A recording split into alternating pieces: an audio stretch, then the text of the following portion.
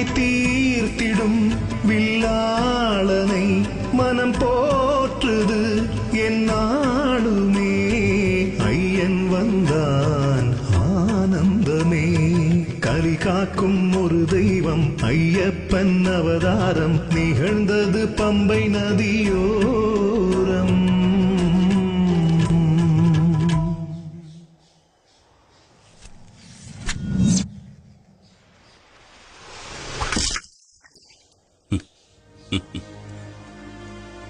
இந்த மணிகண்டன் ஒரு சாதாரண பாலகனாக இருக்க முடியாது. இவர் ஒரு அவதார புருஷனாகத்தான் இருக்க வேண்டும்.